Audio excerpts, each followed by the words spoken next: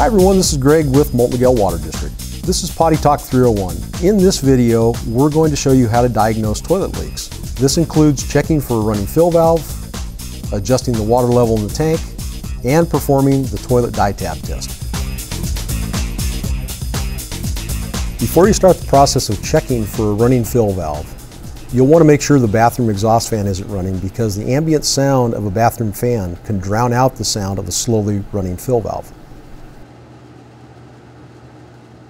Next, you'll want to take the lid off the toilet tank to allow the sound to get out of the tank because the porcelain lid is very good at masking the sound of a slowly running fill valve with the lid on the tank.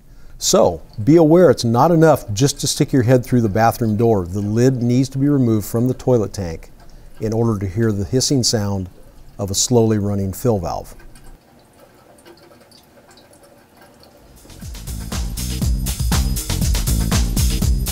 We're going to demonstrate how to check and adjust the water level down in the toilet tank. If it is set too high, this will cause the water to run down the overflow tube. But before we do that, the manufacturers recommend the water level to be set 1/2 to 1 inch below the top of the overflow tube.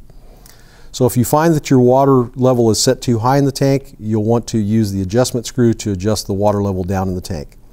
To do this, you'll want to get into your toilet tank, and this adjustment screw right here,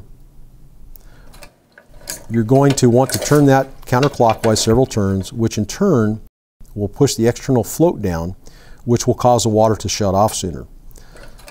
So after you've made a couple of full turns counterclockwise, you'll want to empty a little water out of the tank to allow the tank to fill back up to see where the water level stops.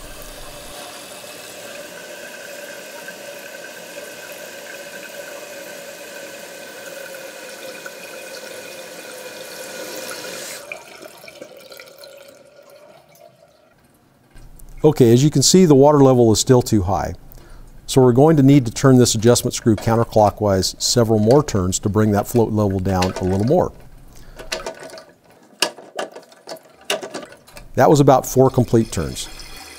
Open the flapper a little bit to drop the water level in the tank to allow the tank to start refilling.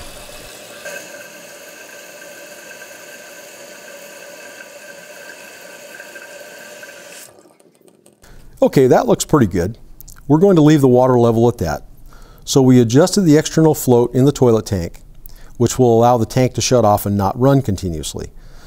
The water level is now set at 1 inch below the top of the overflow tube, which is what the manufacturer recommends for this particular brand of toilet.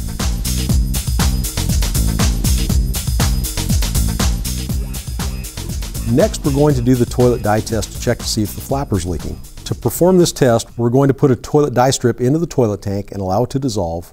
Then we're going to look to see if any of the blue dye from the toilet tank seeps into the bowl. If it does, you have a bad flapper seal and need to replace it. So I'm going to go ahead and drop this dye strip into the tank and let it dissolve. If you do the toilet dye test like this, you don't necessarily have to use toilet dye strips. You can also use toilet dye tablets or blue food coloring. You can also use green food coloring. However, do not use red food coloring because I've heard the red food coloring will stain the porcelain on the toilet. As you can see, there's blue dye seeping into the bowl without the toilet having been flushed, which tells us there's a bad flapper.